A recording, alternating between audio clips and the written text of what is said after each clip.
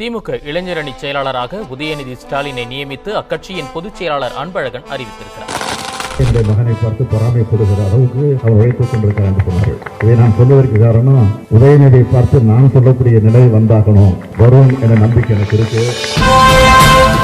ஒற்றை செங்கல் ஏந்தி நாட்டை திரும்பி பார்க்க வைத்தவர் இன்று 9 லட்சம் சதுர அடியில் மாநில உரிமை காக்க இளைஞரணியின் மாநில மாநாட்டினை நடத்தி உலக சாதனை படைத்துள்ளார்கள் நம் மாநில இளைஞரணியின் கழக செயலாளர் அவர்கள். நான் ஒவ்வொரு நாளும் அவர் வாட்ச் பண்ணிக்கிட்டு இருக்கிறேன். இதனால் இவன் முடிக்கும் என்றாய்ந்து அதனை அவன் கெடுவிடல் என்கிறார் வள்ளுவர்.